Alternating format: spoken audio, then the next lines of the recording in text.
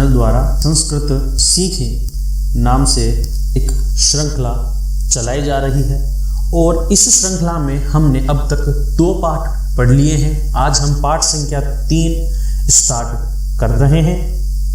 पाठ संख्या 3 हमारा है संयुक्त व्यंजन।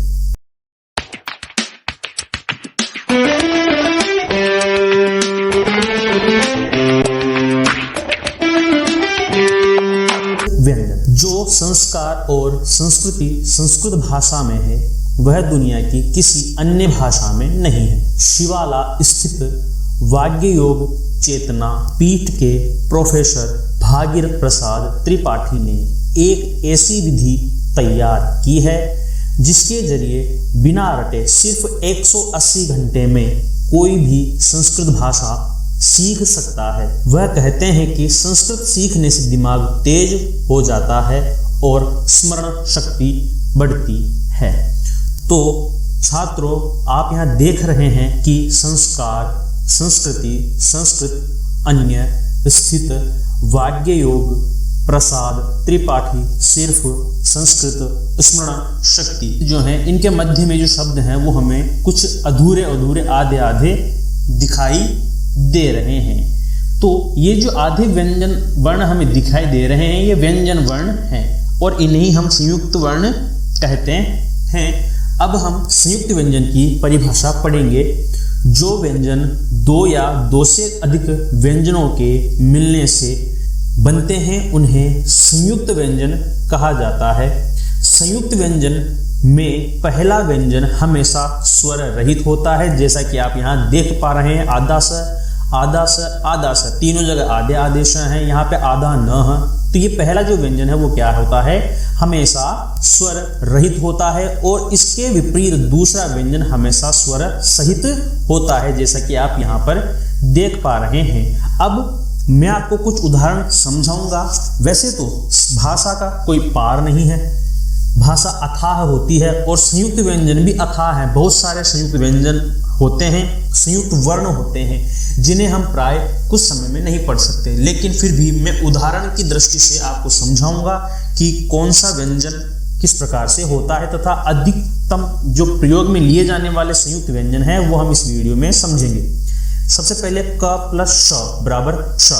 जैसे कि आप देख पा रहे हैं अपनी जो परिभाषा है उसके अनुसार अगर हम बात करें तो क आधा है, ये हमेशा आधा ही रहेगा और श हमेशा पूरा ही रहेगा। ये हमेशा एक दूसरे के विपरीत रहेंगे। क्ष त प्लस र बराबर त्र, ज प्लस ञ बराबर ज्ञ तथा इसे संस्कृत में ज्ञ बोला जाता है, तथा श प्लस र बराबर श्र। इस प्रकार से हमने मुख्य रूप से प्रयोग लिए जाने वाले कुछ व्यंजन आपको उदाहरण की सहायता से समझाने की कोशिश की है। अब हम कुछ व्यंजन वर्णों का तथा संयुक्त वर्णों का संयुक्त अक्षर के साथ अभ्यास करेंगे। नंबर 1 हम सबसे पहले पढ़ेंगे क प्लस क बराबर क पक्का, क प्लस ख बराबर ख मक्खी, क प्लस त बराबर त, इसका संयुक्त अक्षर बनेगा वक्त। क प्लस य बराबर क्या, इसका संयुक्त अक्षर बनेगा क्या। क प्लस ल बराबर क्ल, इसका संयुक्त अक्षर बनेगा शक्ल। ख प्लस य बराबर ख्य, इसका संयुक्त अक्षर बनेगा पुख्य। ग प्लस य बराबर ज्ञ, इसका संयुक्त अक्षर बनेगा 11। घ प्लस य बराबर घ्य, इसका संयुक्त अक्षर बनेगा जघ्य। घ प्लस म बराबर घ्म, इसका संयुक्त अक्षर बनेगा जग्म। क प्लस क बराबर क, इसका संयुक्त अक्षर बनेगा दिनांक। क प्लस ग बराबर क गा, गंगा। ग प्लस ग बराबर ग, इसका संयुक्त अक्षर बनेगा गंगा। यहाँ हम देखेंगे संस्कृत में जो प्राय दिनांक और गंगा इसी प्रकार से लिखा जाता है। हिंदी में अगर हम इसे लिखते हैं तो ये जो ग है इसकी बिंदी ऊपर लग जाती है, जो हम पहले पढ़ चुके हैं। अब हम कुछ और वर्णों का अभ्यास करेंगे। क प्लस श बराबर क्ष बराबर कक्षा, च प्लस च बराबर च उच्च, च प्लस छ बराबर छ अच्छा, ज प्लस य प्लस ज बराबर ज्ञ। जो य है इसकी बिंदी ऊपर लग जाती है हिंदी में और इसे मंच इस प्रकार से बोलते हैं। तो ये हमारे सामने लिखा है मंच। ज प्लस ज बराबर जज, उज्ज्वल। ज प्लस य बराबर ज्ञ, हम पहले पढ़ चुके हैं, जिसे हम ज्ञान या संस्कृत में ज्ञान के इस प्रकार से इसका उच्चारण करते हैं। ज प्लस य बराबर ज्य, अज्य। ज प्लस व बराबर ज्व, ज्वाला। द प्लस व बराबर द्व, द्वारा। ट प्लस ट बराबर टट्ट, पट्टिका। ण प्लस य बराबर ण्य, पुण्य। त प्लस त बराबर त, उत्तर। त प्लस ये बराबर त्य, त्याग। श प्लस ट बराबर ष्ट, ष्टुत्व। ये एक संधि का प्रकार है और स प्लस ट बराबर ष्ट का संयुक्त अक्षर ष्टुत्व बनता है। वैसे आप चाहें तो इनका जो हम संयुक्त व्यंजन पढ़ रहे हैं अपने अनुसार संयुक्त अक्षर आप बना सकते हैं। ये मुझे जो सही लगे तथा जो छोटे लगे, जिसे आप अच्छे से समझ और याद कर पाए, वो मैंने यहाँ पर लिए हैं। श प्लस म बराबर श्म, ऊष्म। स प्लस थ बराबर स्थ, स्थित। ब प्लस द बराबर द, शब्द। भ्य प्लस य बराबर भ्य, सभ्य। श प्लस र बराबर श्र, श्री। श प्लस व बराबर श्व। वैसे देखा जाए तो संस्कृत में श्व जो शब्द है वह एक संस्कृत शब्द है और जब इसमें हम अ मिला देते हैं तो क्या बन जाता है, अश्व। ठीक है, तो संयुक्त व्यंजन का संयुक्त अक्षर बनेगा अश्व। द प्लस ये बराबर ध्य, अद्य। ह प्लस म बराबर हम, ब्रह्म। इस प्रकार से इन शब्दों का हम उच्चारण करते हैं।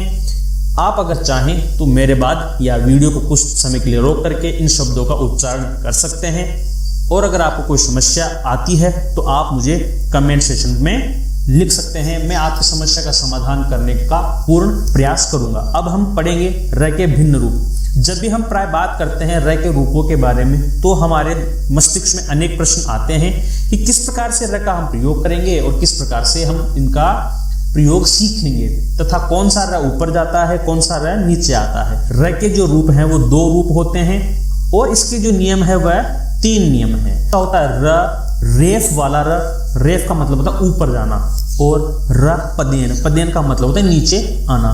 तो हम इसमें 2 नियम पढ़ेंगे, र ऊपर और र नीचे। तो र ऊपर कब जाता है, जब स्वर रहित र होता है और शब्द में इसे जहां बोला जाता है हम उसे उससे अगले वर्ण के ऊपर जाकर इसको लगाते हैं। हम उदाहरण की सहायता से समझेंगे। जैसे हमारे सामने उदाहरण है क प्लस र प्लस म बराबर कर्म। तो आपने यहाँ र देखा, ये र कहाँ बोला गया और कहाँ लगा है। ये र बोला म से पहले जाता है लेकिन इसका हम प्रयोग म के ऊपर ही करते हैं, कर्म। दूसरा उदाहरण हम देखेंगे ध प्लस र प्लस म बराबर धर्म। इसमें भी र कहाँ जाएगा, इसमें भी र ऊपर जाएगा और जो र ऊपर जाता है वो प्राय रेफ कहलाता है। अब हम नंबर 2 पढ़ेंगे, र पदेन। इसमें क्या होता है, यह स्वर सहित होता है, यानी जब र से पूर्व कोई भी वर्ण हो और वो क्या हो, वह स्वर सहित हो। र स्वर सहित हो और इससे पहले कोई वर्ण है तो वह स्वर रहित हो, वहां पर स्वर नहीं हो तो र उस वर्ण के नीचे लगता है। किस प्रकार लगता है, अब हम उदाहरण की सहायता से समझेंगे। तो क प्लस र प्लस म, तो इसमें क आधा है और र पूरा है। तो यह हमने देखा कि यहाँ जो र है वो कहाँ चला गया, वो र नीचे चला गया, तो क्रम बन गया। प्र प्लस र प्लस श प्लस न। इसमें भी क्या है, र प्राय आधा है और ये आधा प के नीचे लग जाता है। इसका उच्चारण हम प्रश्न इस प्रकार करते हैं। अब इसका हम नियम नंबर 3 देखेंगे। ये क्या है, ये नियम नंबर 2 जैसा ही है लेकिन इसमें कुछ फर्क है। क्या फर्क है वो हम पढ़ते हैं। यह भी स्वर सहित र का ही रूप है, यानी र पदेन वाला ही है, लेकिन गोल आकार के वर्णों में र का प्रयोग अलग तरीके से किया जाता है। बस ये क्या, ऊपर वाला जो र पदेन है वो सही शब्दों के लिए है और नीचे वाला जो नियम है, नीचे वाला जो हम उदाहरण समझेंगे वो किसके लिए रहता है, वो प्राय गोल वर्णों के लिए रहता है। जैसे अण, ध, ट, थ, इस प्रकार से हम उदाहरण की सहायता से समझने की कोशिश करेंगे। तो ड प्लस र प्लस म, तो हमारे सामने बनेगा शब्द ड्रम।